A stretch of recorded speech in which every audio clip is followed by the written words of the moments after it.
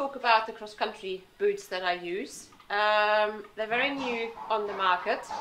As you can see, it's produced by Kentucky. Kentucky is a company which is top end in the German market, very well known for their wonderful riding clothes, and I've been working with Kentucky for many, many years.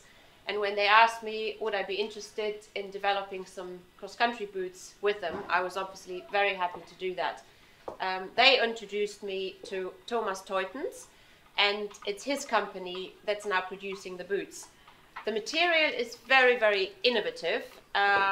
It's a very new design, perfect fit.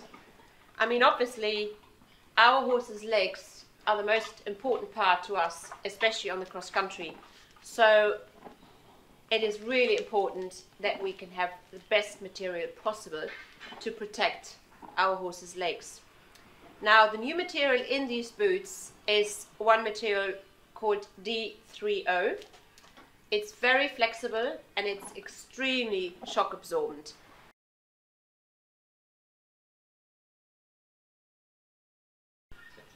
Most of the cross-country boots only have one hard shell, but it finishes here.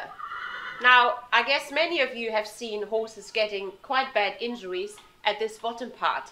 Now, we will show later in a little test how shock absorbent D30 is, but it literally protects this part of the horse's leg as well as this. So in this part where the main tendons are, we have got both. We've got the D30 and a hard shell, and here where it obviously needs to be more flexible so that the horse can move and gallop and jump, we have the D30 as well.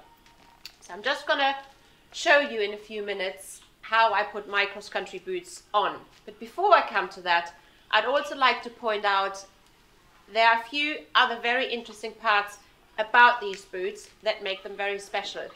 One being the outside material is extreme weather resistant, but on the other hand, it's 100% waterproof, but it's also breathable. That means our horse's legs don't get hot underneath them. They actually can stay cool. If you, for example, look at material like Gore-Tex, which is a great, fantastic material, but the temperature change does not work once it's raining. So the leg or the body underneath the Gore-Tex material stays hot. There's no exchange and not getting cooler. Now with us, obviously, galloping through water, jumping into water, also riding in bad weather conditions, means that we still want those legs to not become hot, because one reason a horse becomes a leg injury is when it gets too hot under the boots. And this material is not going to allow that. So very, very innovative. I think the best boot on the market.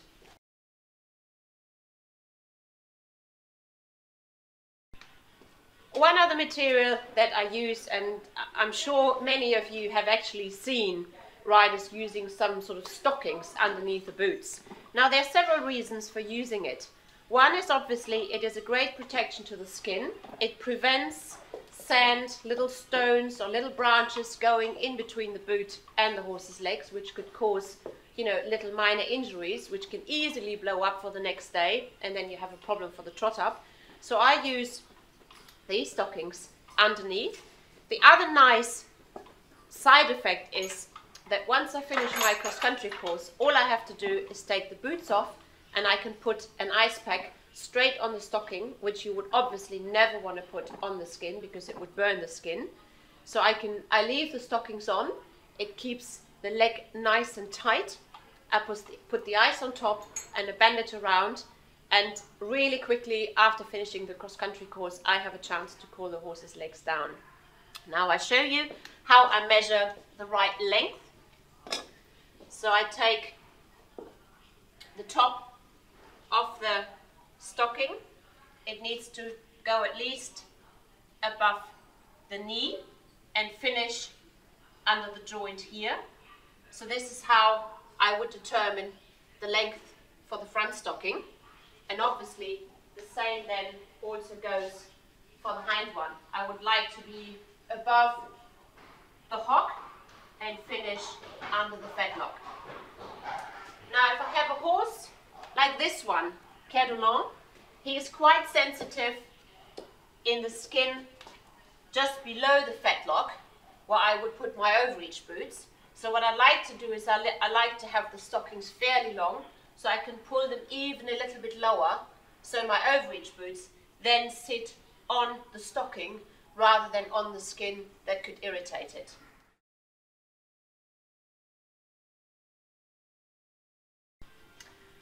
Okay, we've got the stocking like this. I'll wrap it all up. Pick up the leg. Pull the stocking apart so it fits over the foot. I pull it up. Then I pull it up again, because obviously I want the skin and the hair underneath to be straight. Then take the stocking down. With him, as I explained to you before, because he's very sensitive in this area of his leg, so I leave the stocking a little bit longer. Then we've got the boot. As you can hear, a very strong Velcro. Important is to make sure when you fit the boot that you really make use of this part of the boot where you protect the fetlock joint. So don't put them up too high. So first I would just shut the top one softly. The second one I pull fairly strong, and so I do with the third one.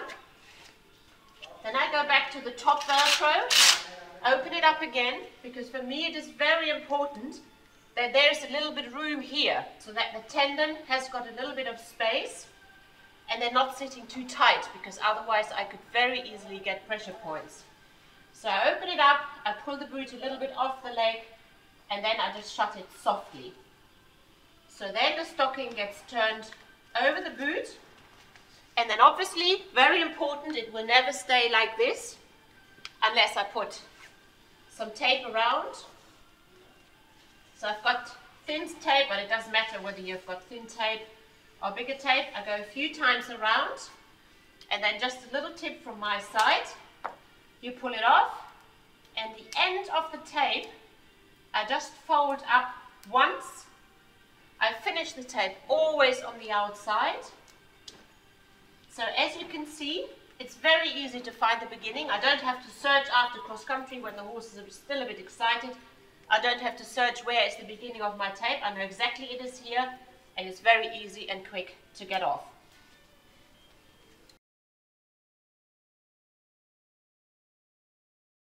Now finally, we have also overreach boots out of the same material.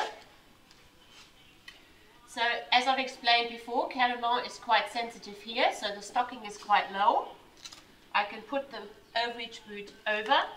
We've got triple Velcro here to really make sure I'm not losing them. So I set it nice and soft around the fetlock. Shut the 3 Velcros. Here, same idea than what we had with the tape. A little attachment here so they're easily to get off. And now he's ready to go cross country.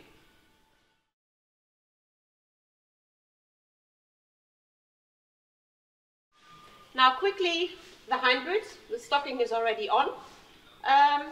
We've made the hind boots a lot longer than you would see in other cross-country hind boots.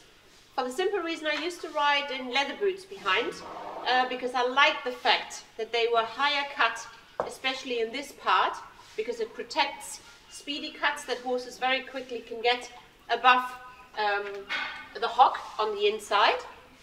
So we made the material, made the boot a little bit higher. We still have got the hard shell here, which now obviously sits on the front, and the rest has got the D3O in it as well for the shock absorbent. So quickly I show you how to put them on. Again, as I said before, I leave them fairly high because I also want nothing to interfere here with the galloping and jumping of the horse. So the first one gets closed softly. The second one I tighten up. And so I do with the third and the fourth. because nothing is worse than having a hind boot slipping. You can get easily quite bad cuts on the inside and rubs.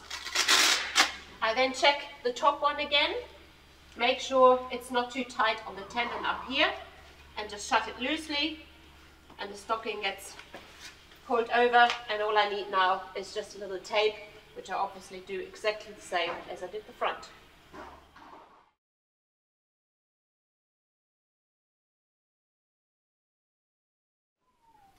This is the material that we've been talking about all along, D30. Looks a bit like a mandarin at the moment, but as you can see, it is extremely flexible. That's why it fits so nicely to the horse's leg in the boots. I can form it in all directions, very innovative, and I just want to show you a little test now how strong the material is. You know, I've explained it's extremely shock absorbent. So we've got a male hand here, and I'm going to place it on the hand, and then you can see what happens when we hit it with a hammer.